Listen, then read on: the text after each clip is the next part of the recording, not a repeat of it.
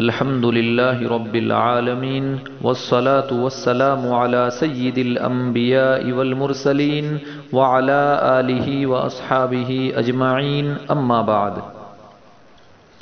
میرے پیارے دوستو، دنیا میں ہمارا کھانا پینا، جاگنا، آرام کرنا، کاروبار کرنا، پیسے کمانا، شادی بیاہ کرنا، یہ سب ہماری زندگی کی ضرورتیں ہیں۔ ان میں سے کوئی ایک کام بھی ہماری زندگی کا مقصد نہیں ہے۔ ہماری زندگی کا مقصد آخرت بنانا ہے۔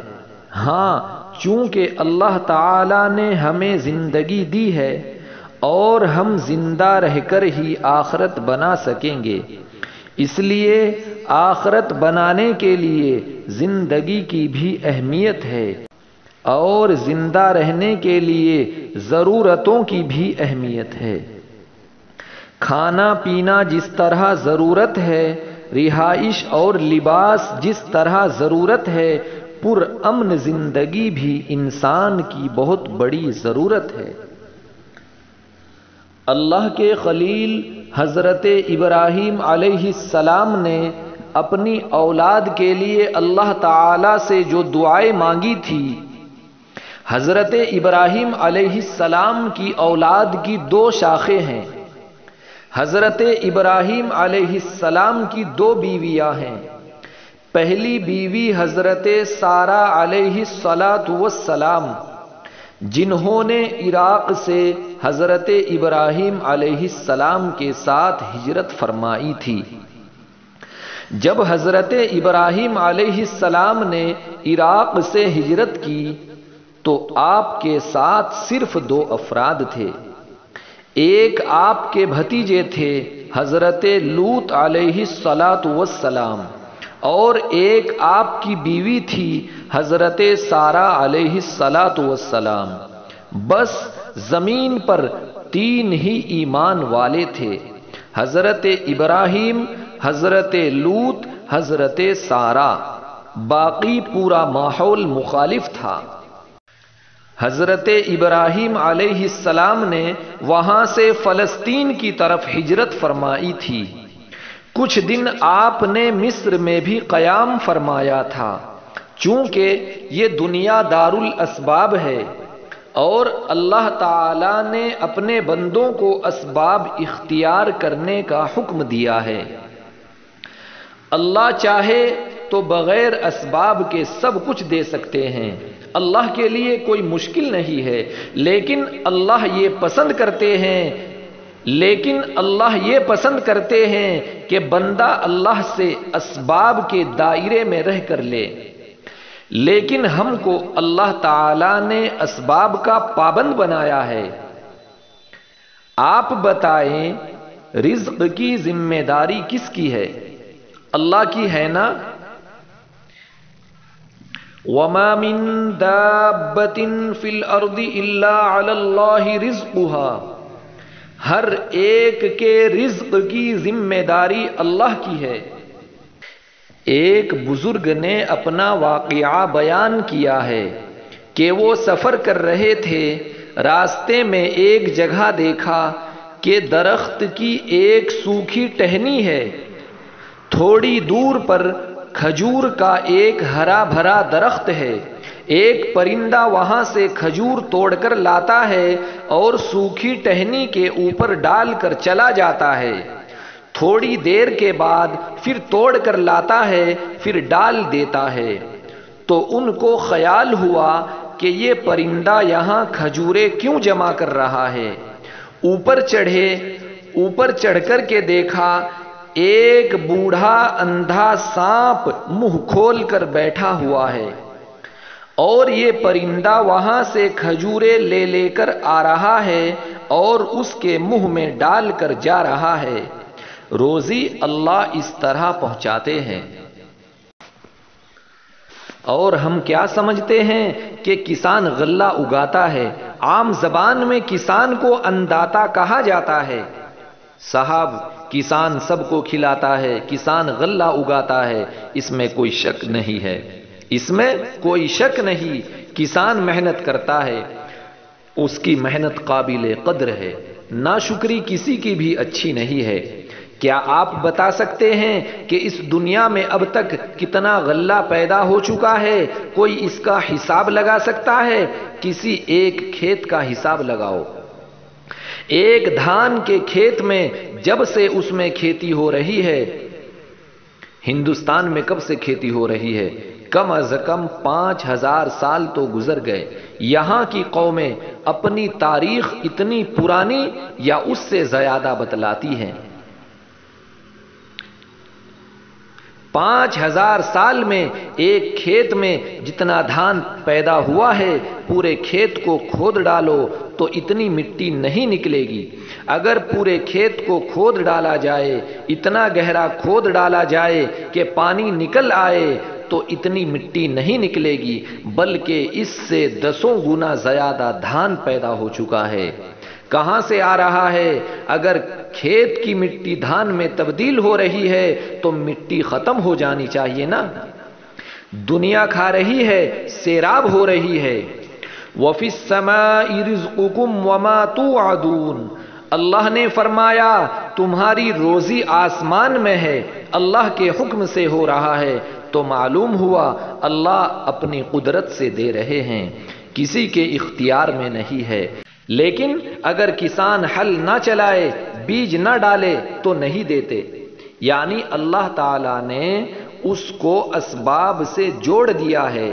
اتنی محنت تو آپ کو کرنی پڑے گی، اتنا کام تو آپ کو کرنا پڑے گا، باقی آپ کی محنت سے کچھ نہیں ہوگا، دیں گے ہم آپ کو، چاہے حساب لگا لو، ہم ہی دیتے ہیں، تم اپنی محنت سے کچھ نہیں کر سکتے۔ آم کا سیزن ہے، ایک ایک درخت سے جتنے آم پیدا ہو چکے ہیں، مٹی ہی تو ہے نا، وہ زمین ہی سے ساری طاقتیں آ رہی ہیں۔ ایک ایک درخت، ایک ایک باغ میں جتنے آم پیدا ہو چکے ہیں، اور ایک ہی درخت کا کیوں حساب لگایا جائے؟ اس سے پہلے درخت ہیں، اس سے پہلے درخت ہیں، زمین تو وہی ہے نا۔ جتنے آم پیدا ہو چکے ہیں، اگر ان آموں کا وزن کر لیا جائے اور پورے باغ کو کھود ڈالا جائے تو اتنی مٹی نہیں نکلے گی۔ سب کچھ اللہ دے رہے ہیں، لیکن اللہ اسباب کے ذریعے دینا پسند کرتے ہیں۔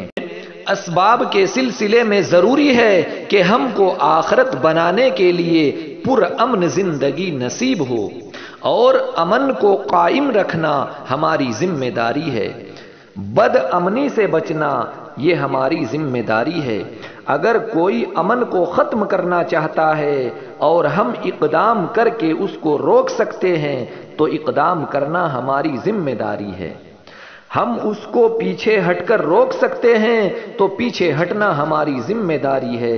نہ آگے بڑھنا مقصود ہے، نہ پیچھے ہٹنا مقصود ہے، امن کو قائم رکھنا مقصود ہے۔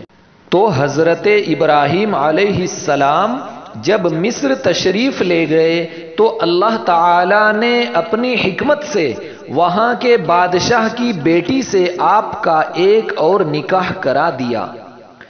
حضرت ہاجرہ جو عربوں کی ماں ہیں اور رسول اللہ صلی اللہ علیہ وسلم کی نسبت سے تمام ایمان والوں کی ماں ہیں، حضور صلی اللہ علیہ وسلم نے اپنے وصال سے پہلے صحابہ کرام سے ارشاد فرمایا تھا کہ دیکھو جب مصر فتح ہوگا تو مصر والوں کے ساتھ محبت کا معاملہ کرنا، اس لیے کہ مصر تمہارا ننیحال ہے۔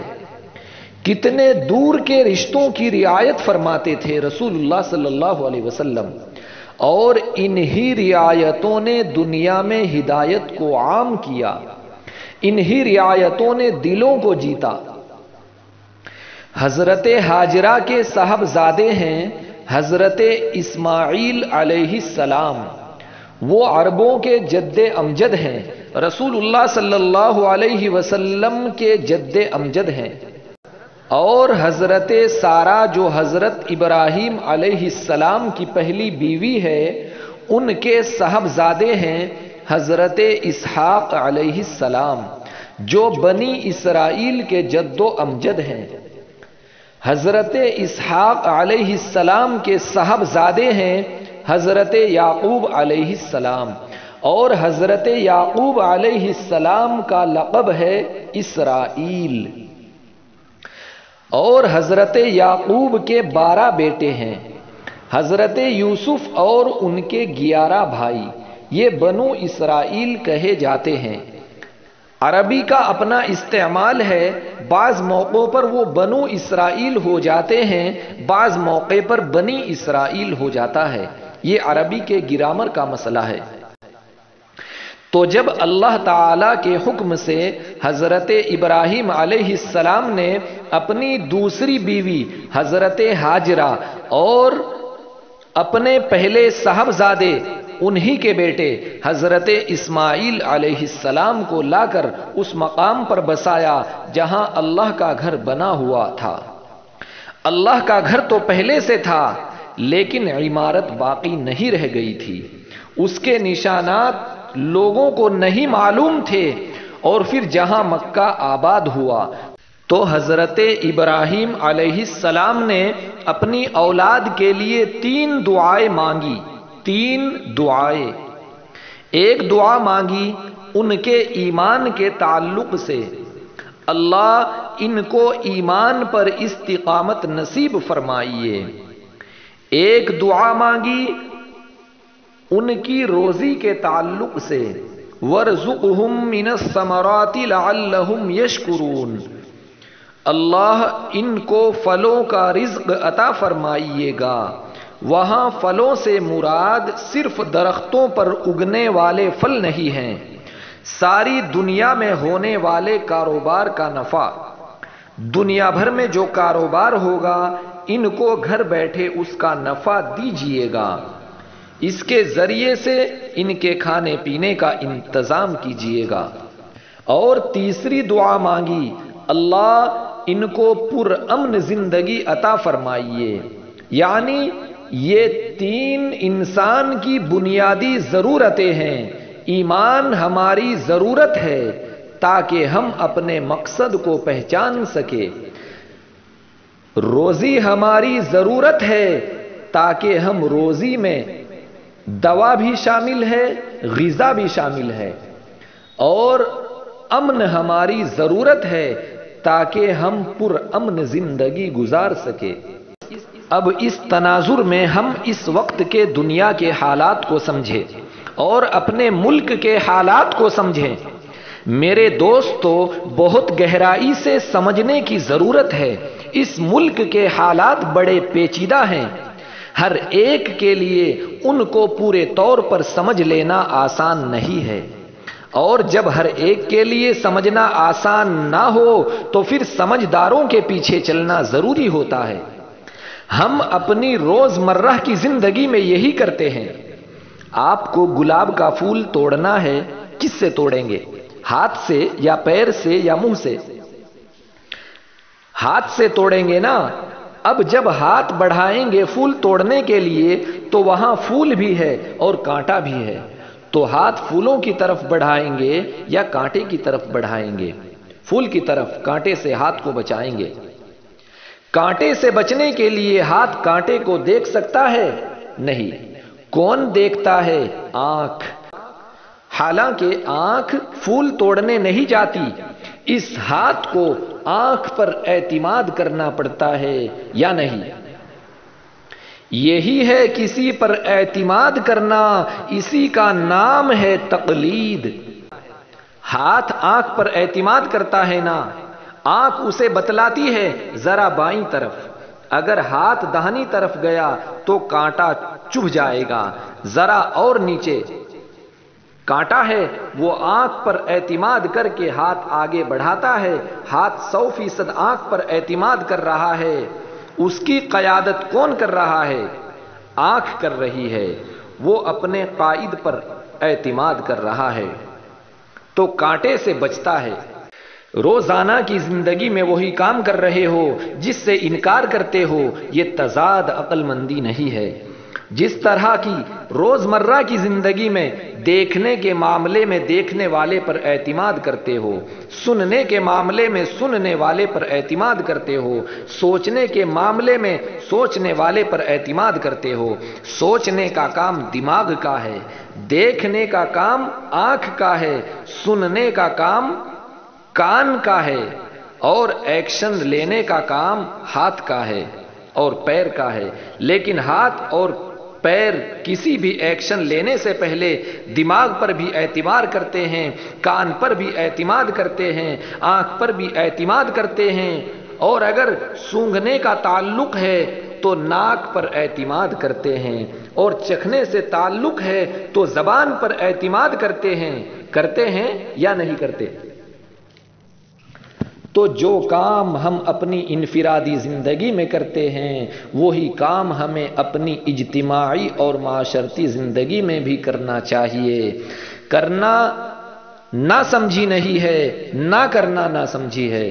اللہ تعالی ہمیں سیدھے راستے پر چلنے کی توفیق عطا فرمائے، اور اپنے علماء بزرگان دین کے طریقوں پر زندگی گزارنے کی توفیق عطا فرمائے۔ وآخر الدعوانا الحمدللہ۔